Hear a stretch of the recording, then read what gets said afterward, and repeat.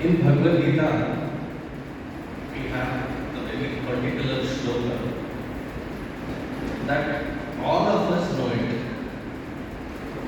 Yada yada hi dharmasya glanirvabhati bharata abhyutthanamahasya tadatmanam srujami aham.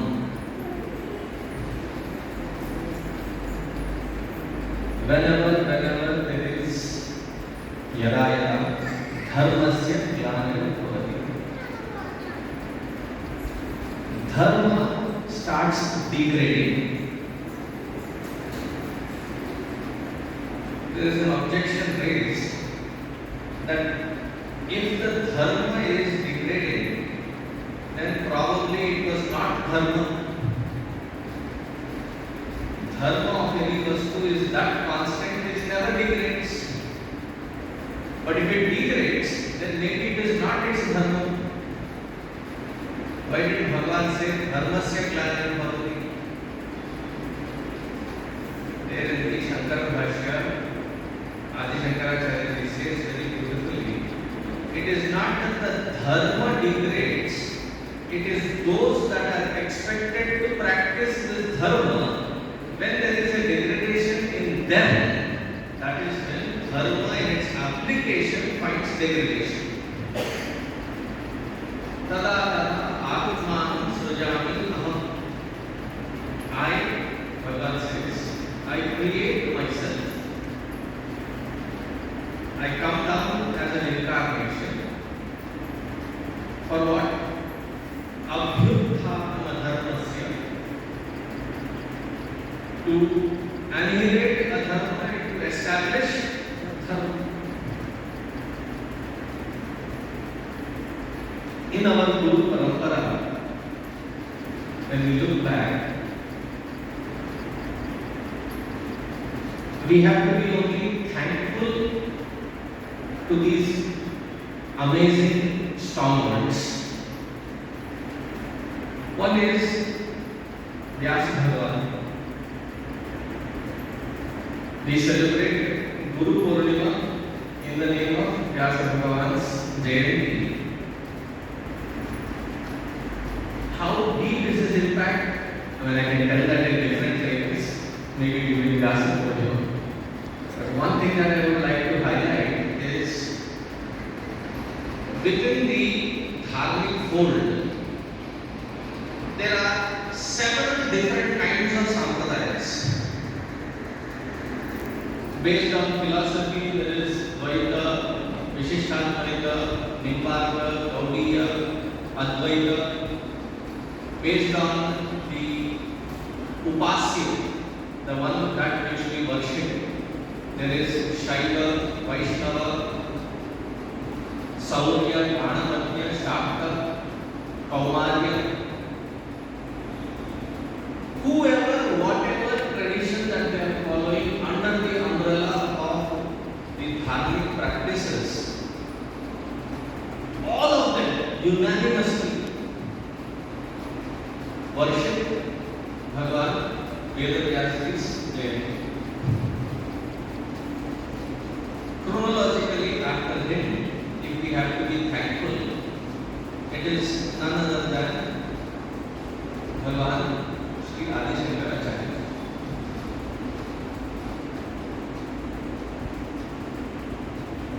Govinda Bhagavat Padacharya's Sishya.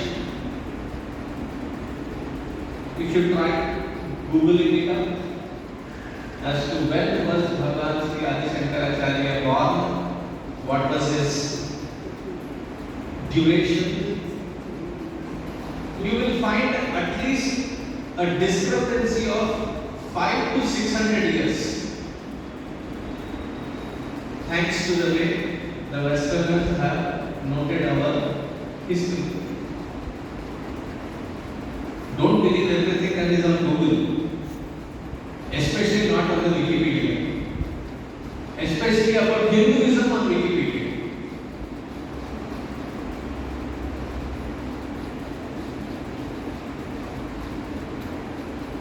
For our own reference, there is a very beautiful, profound book,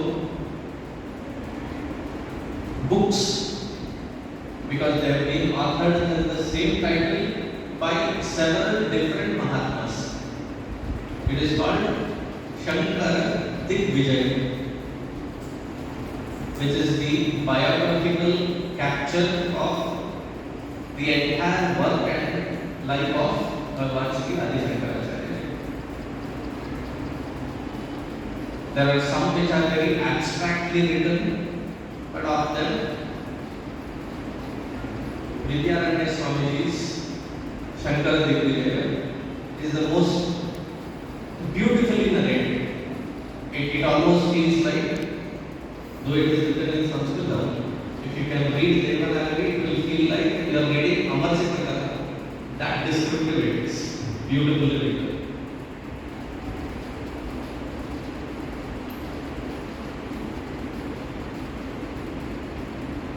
Bhagwan Adi Shankaracharya was born after the great tapas of his parents, who did not have a child for almost 15-16 years. They both were very deeply devoted to Bhagwan Shiva. You get dreams, I get dreams, everybody dreams. Rarely does it happen that my dream and your dream are exactly the same. Never ever.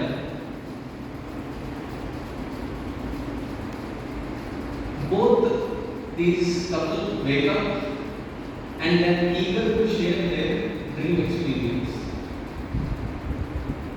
And both almost jot off because the dream is exactly the same.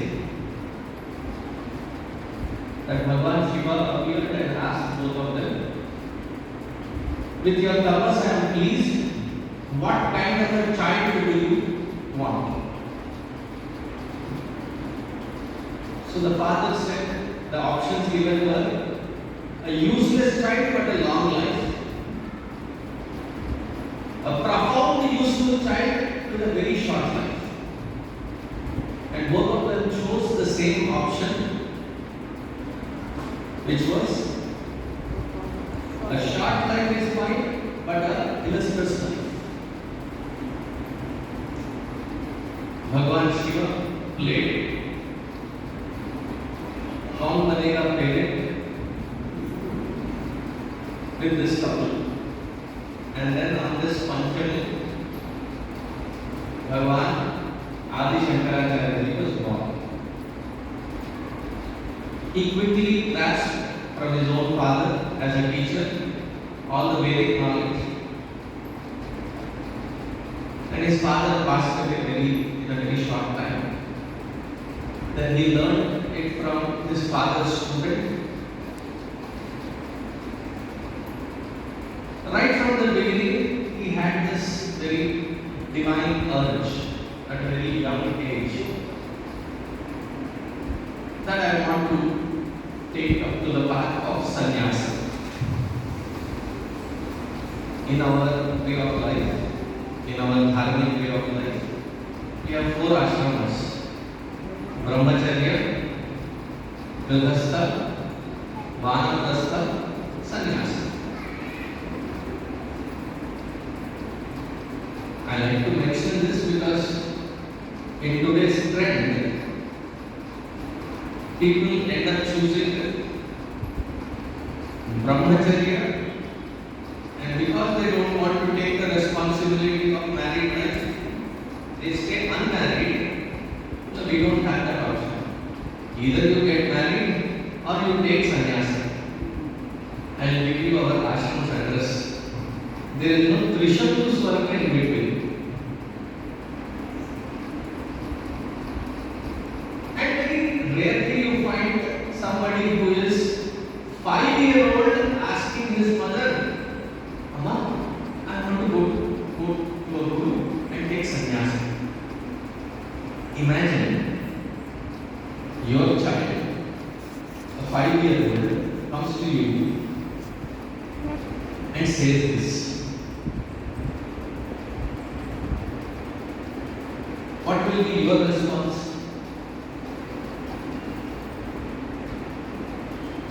First of all, also he will get speared. Second, if that insistence is still continuing, you will end up saying, distract the child's mind with some toy or a toffee. I say, go play. We do not take it seriously. And this is not because it is this generation. That generation also, that mother also, Aryamba, she thought, he must have seen some sadhus and sannyasis. You see a traffic police or police and the child says, I want to become a policeman.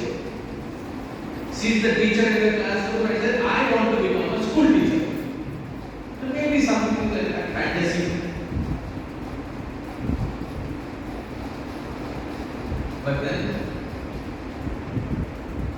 one day when both of them were in the riverbed, taking an early morning bath, Adi Shankaracharya says, Mama, there is a crocodile pulling me down and done. So she cries for help, but nobody seems to come. After a long struggle, when it is looking like almost she is losing the child, Adi Shankaracharya, in that moment, he was completely technical. And at that time, you would be crying out for help and trying to shout at the top of your lungs to be saved.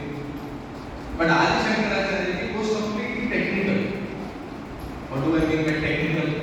He goes into the technicality of sannyasa. There are different kinds of sannyasa, O mother.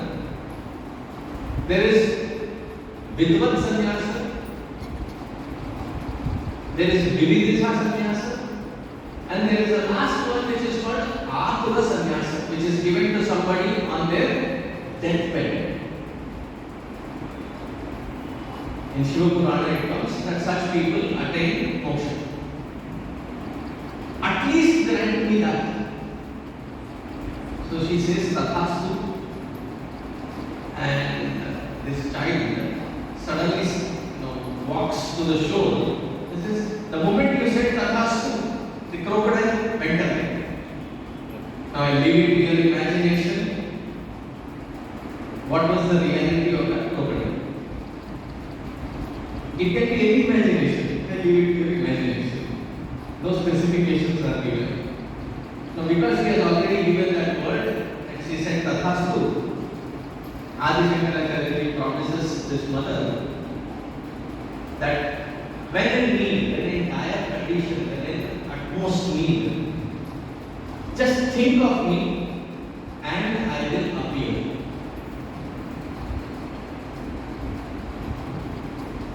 And in a short while I have to talk about Adi Shankaracharya. So I am skipping a lot of details. In between there was Shankaracharya Stotra also, but I am not going into that detail. So he reaches to his Guru, Govinda Bhagavad Padacharya, who was on the banks of Narmada River. Even if you take that it took him half a year to 1 year for a 5-year-old to walk all alone from Kaladi to Narmada. In those days there was no Vande Bharat. There was no other transport other than strong two dependable legs. So he walked all the way. Even then he would not have crossed 6 years. He goes to his Guru, announces that you are my Guru. Again, the Guru's dilemma is, who is this kid? Somebody, if I were to be roaming around in this ashram and I see a 5-6-year-old kid all by himself, what would be my first question? Beta, where are your parents? Do you remember there? No, call them for leave. Where are you from? Then he introduces himself, and after his introduction he announces, "Hey bro, I want you to initiate me into sannyasa." Guru thinks, and he says, "Why do you want to take sannyasa?" Look at the clarity of that 5-year-old Adi Shankara, who had learned the Veda Vedantas from his father, going to Govinda Bhagavad Padacharya. And what is his answer? He says, "I want to write a deep understanding and bhashya commentary on the Prasthanatrayi, Dasha Upanishad, Bhagavad Gita, and Brahma Sutras." First of all, seeing a kid, a child, all by himself, coming, asking for sannyasa, isn't it? You wouldn't see that normally. And what is he asking the sannyasa for? Straight lakshya at that age was to write bhashya. So Govinda Bhagavad Padacharya, very loving is this. Before you can attempt at it, I want you to write your understanding on Vishnu Sahasranama. Let us start with a devotional aspect. Right now, Vishnu Sahasranama. So this task is given to him in the afternoon. The Guru thinks, now Vishnu Sahasranama, 1,000 names, you have to refer to several aspects of scriptures to define what it is. It is not going to be an easy task for a 5-year-old. If he is really qualified, it will take at least 3-4 years. If he is not qualified, by the time I wake up tomorrow, he is gone. To his surprise, the next day, early morning, Adi Shankaracharya appears with a monumental work, his first commentary, which he wrote over the last evening and through the night. His commentary on Vishnu Sahasranama. It took the entire day for him to read. He wrote it overnight. Then looking at that depth, because he refers to at least about 16 different Upanishads, Brahma Sutras, Paniniya Sutras, several Puranas and Upa-Puranas and Smriti Granthas, as a contextual reference while commenting on Vishnu Sahasranama. Even if somebody were to give you the entire Vedic library and ask you to find those reference books, it will take us overnight. He sat down without any such library and wrote down a commentary with this contextual reference from several aspects of scriptures. Looking at that depth, Govinda Bhagavad Padacharya said that it is my pleasure to give you sannyasa. Sannyasa would benefit from you being a sannyasa.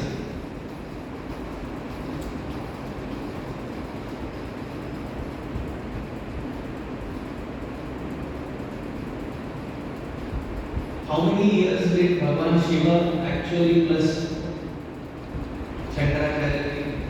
It was only 16. There is an incident that happens in Kashi that he comes across Vedavyasa Bhagavan, and Vedavyasa Bhagavan interviews him while he is commenting on Brahma Sutra Bhashyas. So Vedavyasa asks him, he comes in the form of takes a disguise of a elderly Brahman, and he says, I have this one sutra which is not a very technical question that he asks, and very eloquently this 16-year-old Adi Shankara explains this to Vedas. So pleased that he was, he said, I extended your visa into this world by another 16 years as a blessing. So thus we lived for 32 years. Asir to Himachala Paryantam, from Himalayas to all the way to Kanyakumari, he has walked at least 3.5 times. Established the Chatur Mathas, Mathanayas, one in Joshimath, near Badrinath, near Dwarka, Purimath, and near Puri, the Purimath, near Dwarka, the Dwarka, and then Sringeri. And people say that he himself settled in Kanchipuram, therefore the Kanchi Math.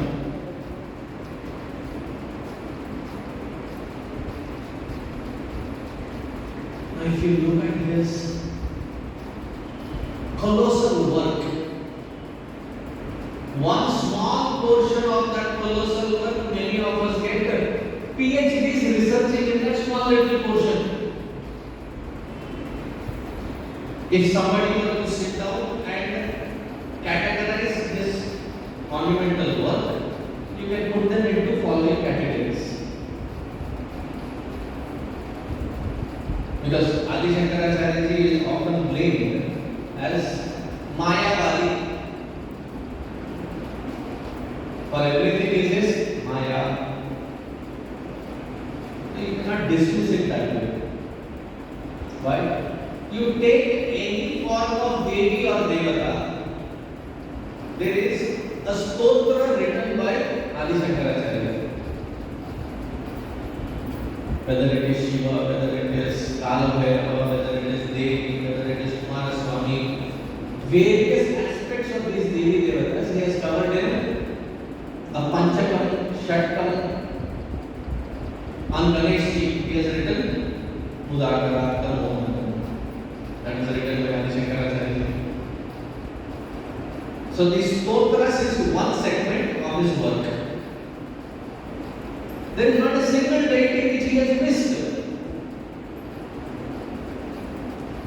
If he is doing a Shatkam, the first 3 shlokas will be describing that particular form of Devi or Devata. The last 3 shlokas will be establishing the essence of that Devi Devata as the Advaita Parabrahma Paramatma Tattva. Then he has written Prakarana Granthas, introductory texts to understand various aspects of Vedantic literature. Introductory texts, Tattva Bodha, Atma Bodha, Vivek Chudamani, Upadesha Sahasri, the list goes on. Jivan Muktananda Radhani. All of these are called Prakarana Grantha. Then the next volume of his work is when he writes Bhashya.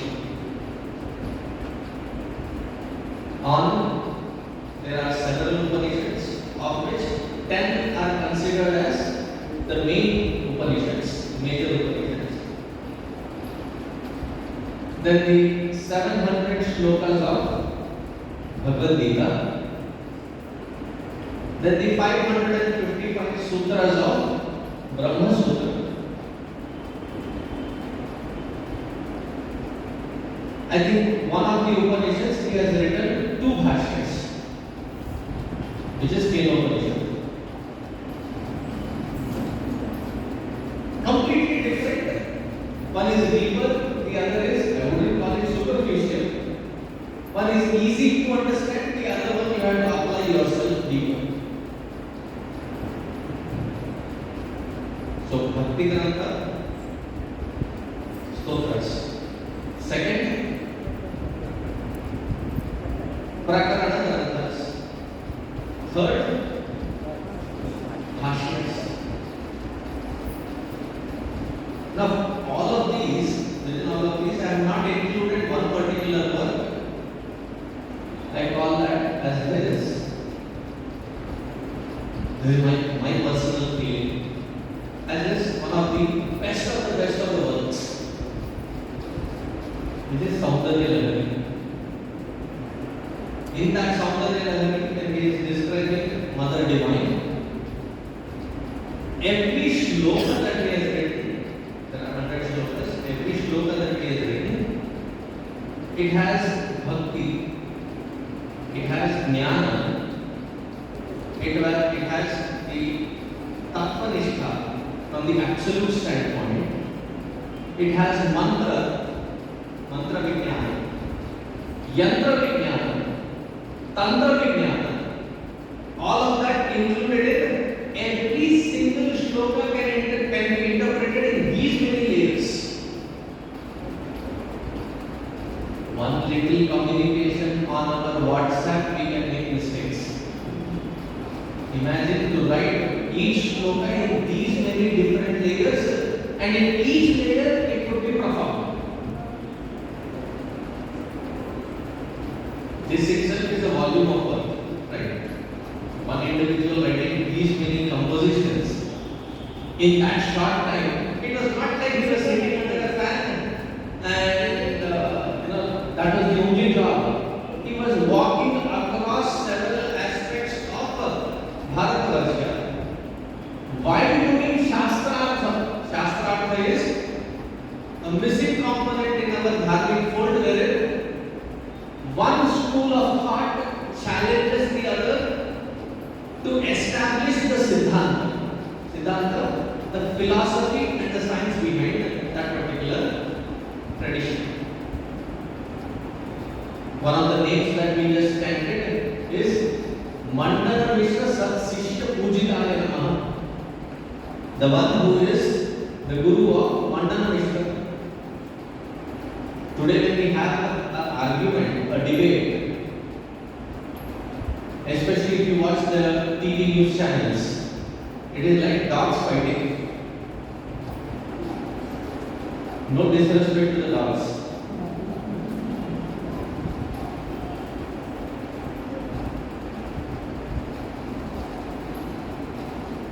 At the end of the discussion, there is no nishkarsha, there is no end take-home point in that. Today, our intellectual capacity has gone so low where we say, we agree to disagree. Let's go home. In those days, the debates, the stakes were very high.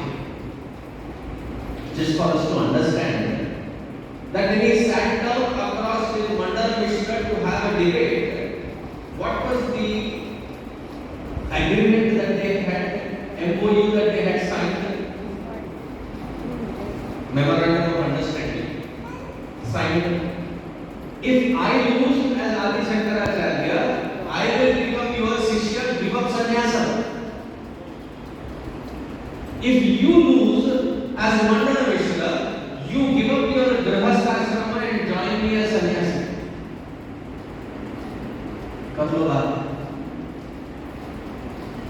There is you have your standpoint, I have my standpoint, let us agree to disagree, shake hand, jump.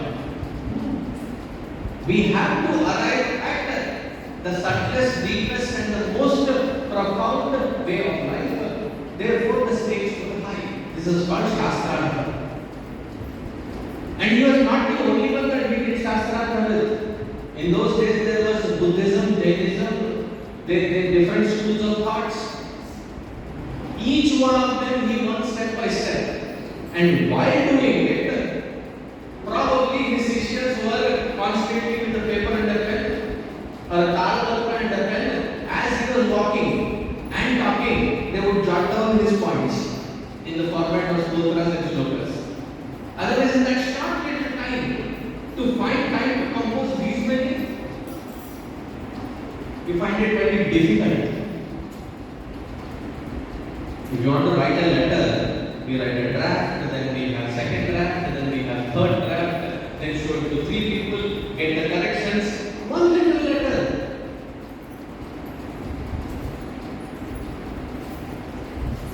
I think I am blessed to see our own Puja Guruji. When he sits down to compose something, whether it is in Marathi, Hindi or Sanskrit, because writing something in poetry is not an easy task, especially in today's context of poetry, wherein I fail to see poetry. तू लड़का मैं लड़की, तू लड़का मैं लड़की, repeated 7 times. That is the composition these days. In Sanskrit, when you have to write, for example, if it is the Anushtup Chandas, it has to have 32 syllables. It is divided into 4 quarters. Each quarter has a certain sequence of Guru and Lagu, Dirgha and Rasva. And it has to be in that format only. All that has to be thought through.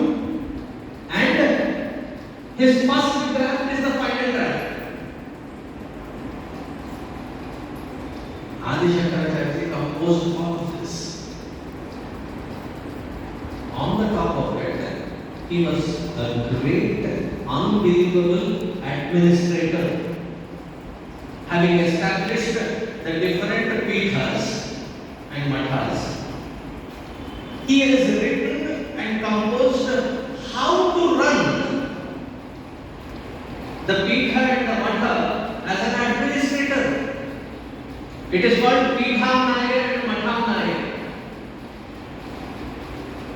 How to raise funds, how to sustain the ashramas, how to select the next Uttaradhikari.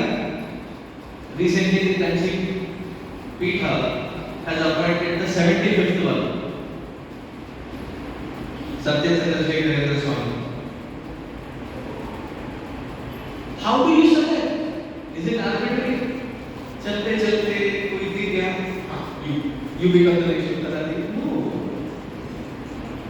There is a method, and how to follow that method. And what surprised me when I was reading verse, he talks about how does one manage funds so that this dharmic thought is kept alive.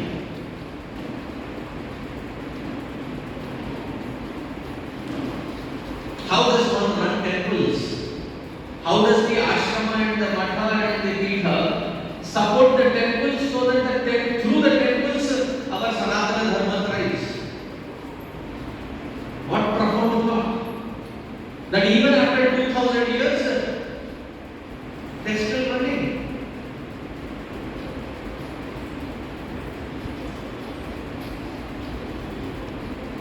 Without him, without Vedavyas Bhagavan, we would not have had the opportunity to have Vedic literature. The Vedic literature to be relived and rejuvenated in its rightful context. If Adi Shankaracharya ji was not there and he did not do what he has done, we would have been not sitting here. We would not have had this opportunity to even communicate the language of Vaidika, Sanatana, Hindu Dharma. He not only revived it, ensured that it is practiced immaculately.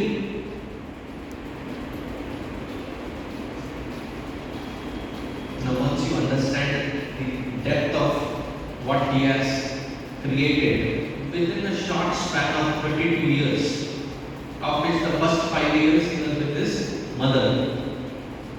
So 27 years of effort we have to spend. Punarapi Janam, Punarapi Maranam, Punarapi Janani, Jathare Seto, several lives worth to understand the essence of Bhagavan Adi Shankaracharya.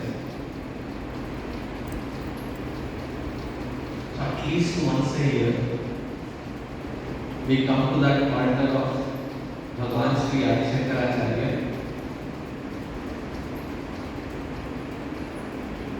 to recommit ourselves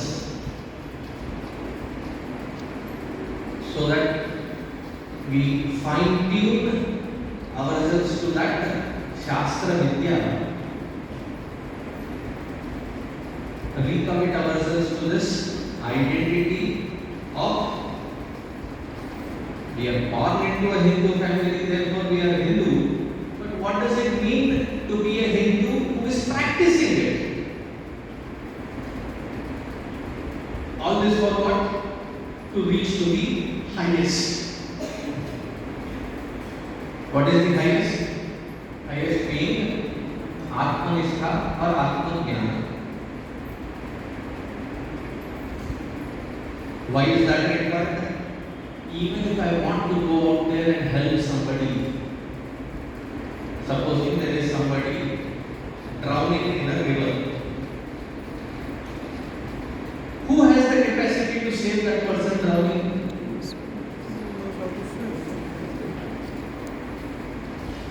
I saw the video, audio did not reach me.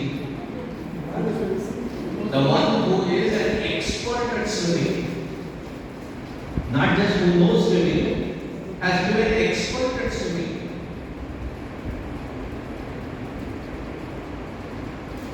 Otherwise, it's just bhava vesa. Ayyo, and you jump, and as the cold water hits you, you remember, not swimming radhe. Then world population will reduce by 2 numbers.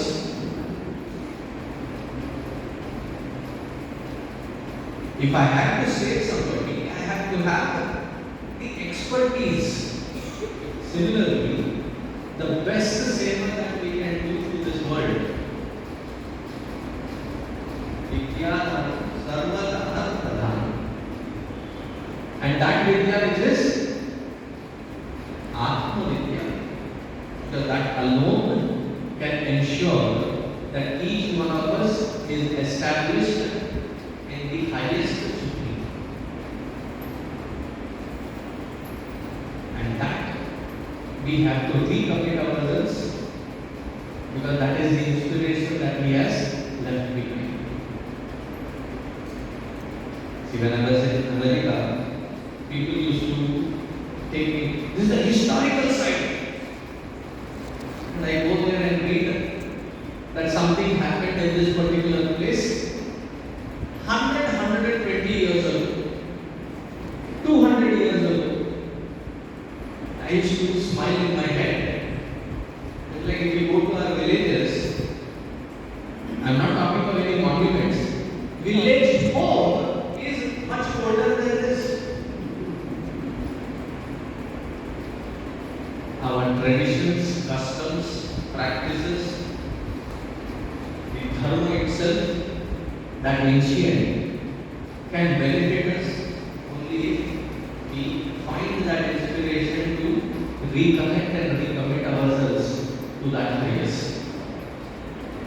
So lastly, I will quote not just Bhagavan Sri Shankaracharya ji, but the entire Guru Parampara, that may they be that inspiration, may they bring that commitment, and may we tread this path, inspiring many more. May He give us that scoop. Thank you. Hari Om.